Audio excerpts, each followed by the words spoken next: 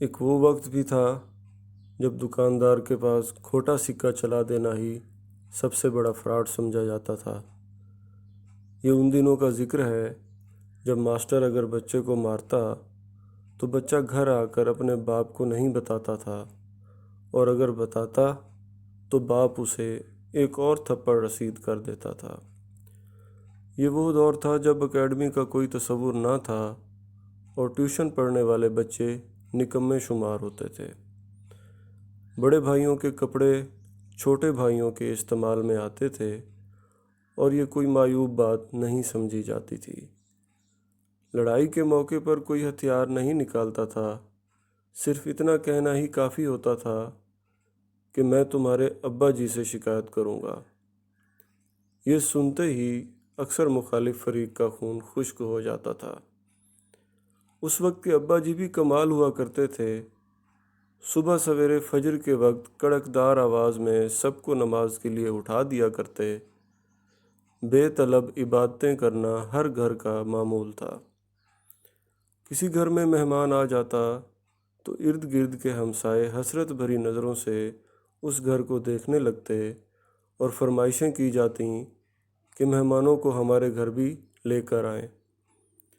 جس گھر میں مہمان آتا وہاں پیٹی میں رکھے فرنیل کی خوشبو ملے بستر نکالے جاتے، خوش آمدید اور شیروں کی کڑھائی والے تکیے رکھے جاتے، مہمان کے لیے دھلا ہوا تولیہ لٹکایا جاتا اور غسل خانے میں نئے صابن کی ٹکیاں رکھی جاتی تھی۔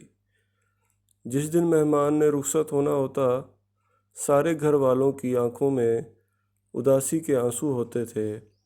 مہمان جاتے ہوئے کسی چھوٹے بچے کو 10 روپے کا نوٹ پکڑانے کی کوشش کرتا تو پورا گھر اس پر احتجاج کرتے ہوئے نوٹ واپس کرنے میں لگ جاتا، تاہم مہمان بہر صورت یہ نوٹ دے کر ہی جاتا۔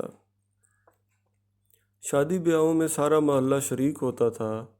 شادی غمی میں آنے جانے کے لیے ایک جوڑا کپڑوں کا علیحدہ سے رکھا جاتا تھا جو اسی موقع پر ہی استعمال میں لایا جاتا۔ جس گھر میں شادی ہوتی تھی ان کے مہمان اکثر محلے کے دیگر گھروں میں ٹھہرائے جاتے تھے۔ محلے کی جس لڑکی کی شادی ہوتی بعد میں پورا محلہ باری باری میاں بیوی کی دعوت کرتا تھا۔ کبھی کسی نے اپنا عقیدہ کسی پر تھوپنے کی کوشش نہیں کی، کبھی کافر کافر کے نعرے نہیں لگائے جاتے تھے۔ سب کا رونا ہنسنا سانجھا تھا، سب کے دکھ ایک جیسے تھے۔ نہ کوئی غریب تھا نہ کوئی امیر، سب خوشحال تھے۔ کسی گھر میں black and white T V ہوتا تھا اور سارے محلے کے بچے وہیں جا کر ڈرامہ دیکھتے تھے۔